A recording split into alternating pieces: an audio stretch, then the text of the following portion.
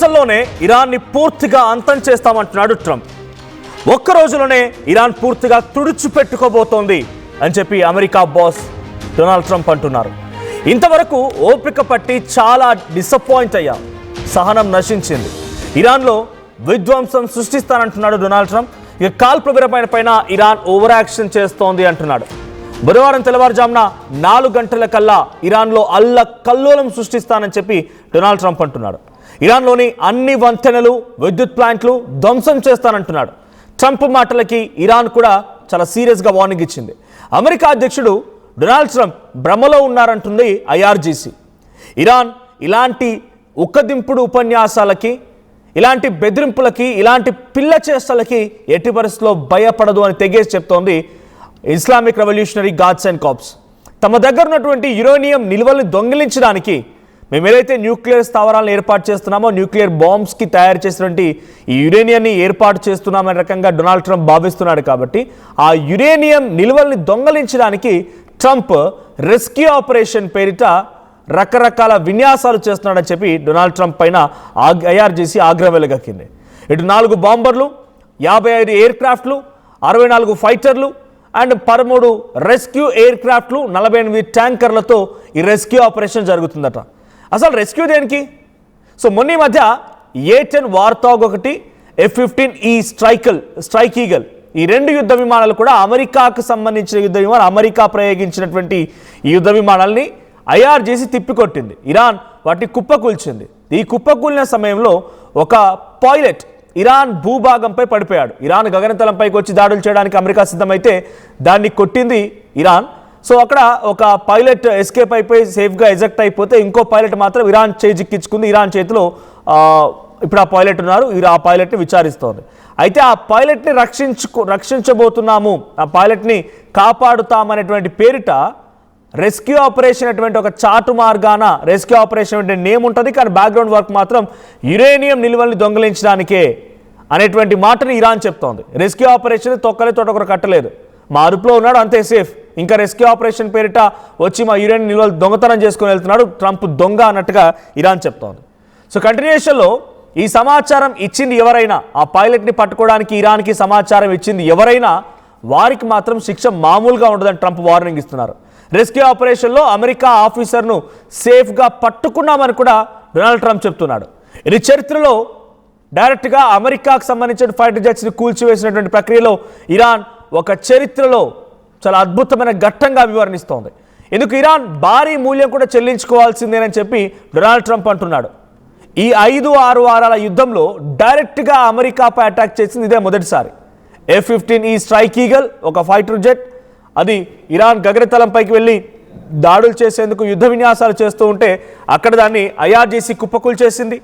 ఇంకోటి అక్కడ పడిపోయినటువంటి ఆ విమానానికి రెస్క్యూ చేయడానికి ఇంకోటి A-10 వార్థాగ్ అనేటువంటి ఇంకో యుద్ధ విమానం వస్తూ ఉంటే దాన్ని కూడా స్ట్రైట్ ఆఫ్ హార్ముజ్ దగ్గర పేల్చేసింది ఇరాన్. సో ఇలా 2 గంటల వ్యవధిలోనే ఒకదాని తర్వాత ఒకటి పేలిపోయాయి. ఒకటి డైరెక్ట్గా అటాక్ చేయడానికి వచ్చింది, ఇంకోటి రెస్క్యూ చేయడానికి వచ్చింది. సో ఇక్కడ అటాక్ చేయడానికి వచ్చినటువంటి దాంట్లో పైలట్ని ఇరాన్ పట్టుకుంది. ఆ పైలట్ని రెస్క్యూ చేయించడం కోసం దాని చాటు మార్గాన రకరకాల ఫైటర్ జెట్లతో, ట్యాంకర్లతో యుద్ధ విన్యాసాలు చేస్తూ డొనాల్డ్ ట్రంప్ యురేనియాన్ని దొంగలించడానికి వస్తున్నటువంటి దొంగ అని ఇరాన్ చెప్తోంది.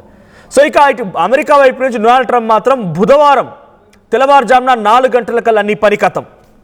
ఇది అమెరికా అధ్యక్షుడు డొనాల్డ్ ట్రంప్ చెప్తున్న మాట. ఒకసారి డైరెక్ట్గా ఆయన ఒక స్టేట్మెంట్ పాస్ చేశారు, ఆయన మాట్లాడారు. సో ఆయన ఏం మాట్లాడారో చూద్దాం. Mister, we have a plan because of the power of our military where every bridge in Iran will be decimated by 12 o'clock tomorrow night, where every power plant in Iran will be out of business, burning, exploding, and never to be used again. I mean, complete demolition by 12 o'clock. And it'll happen over a period of 4 hours if we wanted to. We don't want that to happen. We may even get involved with helping them rebuild their nation. And you know what? If that's the case, the last thing we want to do is start with power plants, which are among the most expensive thing, and bridges. You saw the bridge one. We were very close to a deal. And then I got a call from Mr. Witkoff, Mr. Kushner, and JD saying, I think they're breaking the deal. I said, tell them that's okay. Don't worry about it. But tell them to look out their window and watch. And within 45 minutes, I gave the order to knock out the biggest bridge. I gave the order, knock out the biggest bridge in, I believe, the Middle East, but the biggest bridge in Iran. And within 10 minutes after I gave that order, that bridge was over. So do I want to do that? No. Do I want to destroy their infrastructure? No. It will take them 100 years to rebuild. Right now, if we left today, it would take them 20 years to rebuild their country, and it would never be as good as it was. And the only way they're going to be able to rebuild their country is to utilize the genius of the United States of America. We have a plan, because of the power of our military, where every bridge in Iran will be decimated by 12. So వైపు చర్చలు జరుగుతున్నాయి. ఆయన చాలా క్లియర్గా చెప్తున్నారు, చర్చలు జరుగుతున్నాయి. చర్చలు జరుగుతున్న క్రమంలో చర్చలకు వెళ్ళినటువంటి జేడీ వ్యాన్స్ తమ వైస్ ప్రెసిడెంట్ అండ్ కొంతమంది అధికారులు కాల్ చేశారంట. We are not going to make a deal. వాళ్ళు చెప్పిన కండిషన్స్ ఎట్టి పరిస్థితులు యాక్సెప్ట్ చేసేలా లేవు. సో మనం చెప్పిన కండిషన్స్ వాళ్ళు యాక్సెప్ట్ చేయడం లేదు, మనం డీల్ కుదుర్చుకునేలా లేదు అనేటువంటి ఒక ఫోన్ చేశారంట. వెంటనే డొనాల్డ్ ట్రంప్ రిప్లై ఇచ్చాడంట, let them wait for next 45 minutes. వాళ్ళని ఒక 45 నిమిషాలు ఆగమని చెప్పు, యుద్ధ విమానాలు సిద్ధంగా ఉన్నాయి, పేల్చేస్తానని చెప్పాను. అక్కడ ఉన్నటువంటి ఇరాన్లో అతిపెద్ద బ్రిడ్జ్ని పేల్చేశాను అనేటువంటి మాటను డొనాల్డ్ ట్రంప్ చెప్తున్నారు. వీ హ్యావ్ B-2 బాంబర్ అంటున్నాడు ఆయన. బంకర్లను సైతం కుప్పకూల్చేటువంటి బాంబులు మా దగ్గర ఉన్నాయంటున్నాడు. పవర్ ప్లాంట్స్ని, బ్రిడ్జెస్ని పేలుస్తున్నాను, ఇంకా పేలుస్తున్నాను అనేటువంటి మాటను మాట్లాడుతున్నాడు. నేను తలుచుకుంటే ఇరాన్ని 100 సంవత్సరాలు వెనక్కి నెట్టేయగలుగుతాను. 100 సంవత్సరాల రాతి యుగం నాటి పరిపాలన వాళ్ళకి తీసుకొస్తాను. లేదు, వాళ్ళు మళ్ళీ నాకు చెప్పిన మాట విని నేను చెప్పిన దానికి ఓకే అంటే కనుక వాళ్ళు ఇప్పటికిప్పుడు వదిలేసిన ఆ డిస్ట్రాక్షన్ నుంచి బయటపడడానికి 20 ఏళ్ళు పడుతుంది. దానికి నేను సహాయం చేస్తాను అని చెప్తున్న మాట ఇది. ఇరాన్ని తన కంట్రోల్లోకి కంప్లీట్గా తీసుకుంటే, వాళ్ళు ఈయన చెప్పిన మాటల్లా వింటే, ఇప్పటికిప్పుడు ఇరాన్ని అలాగే వదిలేసిన దాన్ని రిట్రైవ్ చేసుకోవడానికి ఇరాన్కి 20 సంవత్సరాలు పట్టింది. దాన్ని నేను సహాయం చేస్తాను. కానీ నా మాట వినకుండా వాళ్ళు ఇంకా తెగదీస్తే నేను అక్కడ బ్రిడ్జెస్ని, పవర్ ప్లాంట్స్ని అన్నిటినీ కొట్టేస్తానని చెప్పేటువంటి మాటని డొనాల్డ్ ట్రంప్ తన వార్నింగ్ని చెప్తూ ఉన్నాడు. సో చూడండి, 45 నిమిషాల్లోనే వాళ్ళని వెయిట్ చేయమని చెప్పండి, నేను నా సత్తా ఏంటో చూపిస్తానని చెప్పి జేడీ వ్యాన్స్కి త్రూ ఫోన్ కాల్ చెప్పిన డొనాల్డ్ ట్రంప్ 10 నిమిషాల్లోనే ఇరాన్లోనే అతిపెద్ద బ్రిడ్జిని పేల్చేశాను, ఇంకా ఇటువంటివి చాలా ఉన్నాయని చెప్తున్నాడు. ఇంకా ఇటువంటివి చాలా ఉన్నాయి, 10 నిమిషాల్లోనే పేల్చేయగలిగాను. ఇక నా మాట వినట్లేదు కదా వాళ్ళని కిటికీలు తెరుచుకొని చూడమని చెప్పండి అనేటువంటి మాటను కూడా డొనాల్డ్ ట్రంప్ జేడీ వ్యాన్స్కి ఫోన్ కాల్లో చెప్పాడంట. Let them open the Windows, వాళ్ళ కిటికీలను తెరుచుకొని చూడమని చెప్పు, ఏ రకంగా విధ్వంసం జరుగుతుందో అనే రకంగా డొనాల్డ్ ట్రంప్ హెచ్చరిస్తున్నాడు. ఇటు ఇంతలా హెచ్చరిస్తున్నా, ఇన్ని వార్నింగ్స్ పెడుతూ ఉన్నా, ఆయన ఉపయోగించరాని పదాలను ఉపయోగిస్తున్నా, బి పదం ఉపయోగిస్తున్నా, లేకపోతే ఎఫ్ అనే పదం ఉపయోగిస్తున్నా, ఈ ఎఫ్ బూత్ పదం కానీ లేకపోతే బి అనేటువంటి పదం కానీ ఇలాంటి ఎక్స్ట్రీమ్ లాంగ్వేజ్ని యూజ్ చేస్తున్నా కూడా ఇరాన్ డొనాల్డ్ ట్రంప్ని చాలా లైట్ తీసుకుంది. డొనాల్డ్ ట్రంప్ కండిషన్స్ని ఎట్టి పరిస్థితుల్లో యాక్సెప్ట్ చేయమనేటువంటి మాటనే మాట్లాడుతోంది. జరగాల్సిన నష్టం చాలా వరకు జరిగిపోయింది. 6,000 మంది ఆర్మీ సైన్యం మరణించడం, సామాన్యులు కూడా అదే స్థాయిలో మరణాల సంఖ్య ఉండడం, ఇక్కడ ఇవన్నీ కూడా ఇరాన్ని చాలా రాటు తేలే విధంగా చేశాయి. సో కొడుతూ ఉంటే రాటు తేలిపోయినట్టుగా కంటిన్యూస్గా అటాక్స్తో ఇరాన్ అంతా రాటు తేలిపోయింది. చంపేస్తావా చంపేయి, నేను మా వైపు 10 మంది చంపేస్తే నేను కనీసం ఒక్కరైనా చంపలేనా అనే రకంగా ఒక ధీమాతో ఉంది ఇరాన్. అందుకే ఇరాన్ పైన అమెరికా ఇన్ని వార్నింగ్లు ఇచ్చినా కనీసం పట్టించుకోవట్లేదు, ఇరాన్ కనీసం దేకట్లేదు. ఆయన రెస్క్యూ ఆపరేషన్ చేస్తుంటేనే డొనాల్డ్ ట్రంప్ని ఒక దొంగలాగా, యురేనియం నిల్వలు ఎత్తుకపోవడానికి వచ్చిన దొంగ అన్నట్టుగా ఐఆర్జీసీ భావిస్తోంది. నిజంగానే ఈరోజు రాత్రి, యాజ్ ఈ said, on tomorrow by 12 PM in the night, అంటే మన టైమింగ్ ప్రకారంగా Wednesday in the early morning or today in the night, ఆ సమయానికల్లా భయంకరమైనటువంటి దాడులకు పాల్పడతానని చెప్పి డొనాల్డ్ ట్రంప్ వార్నింగ్ ఇస్తున్నాడు ఇరాన్ పైన.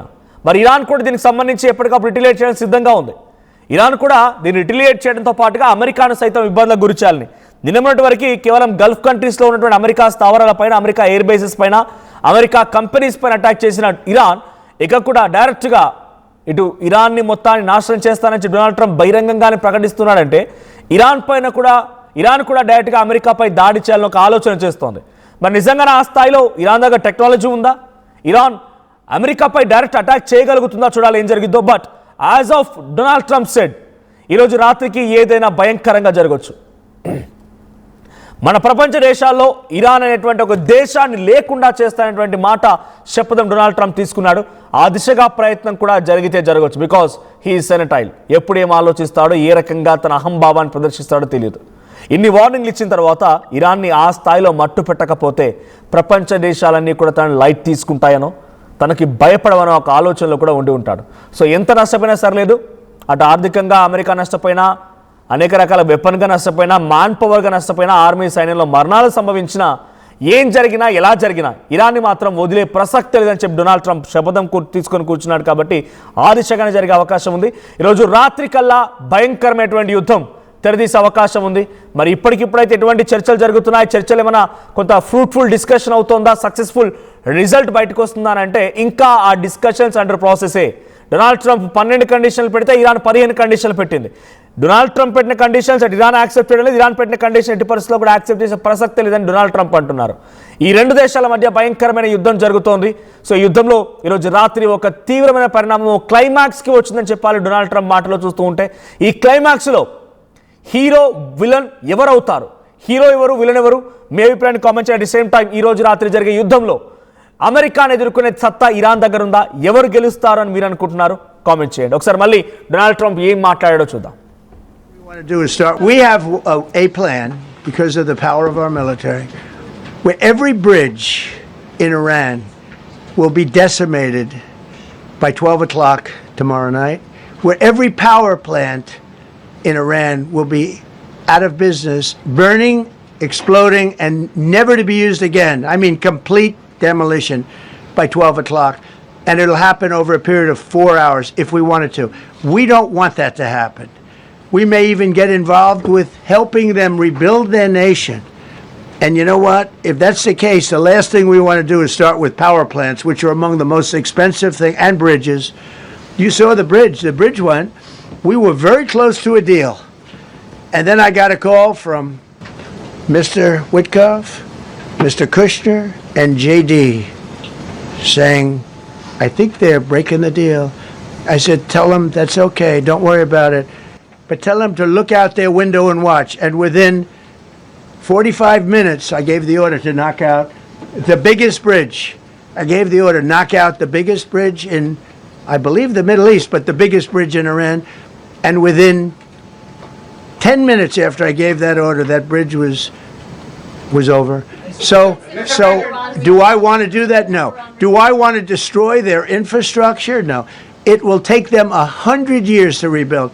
Right now, if we left today, it would take them 20 years to rebuild their country, and it would never be as good as it was.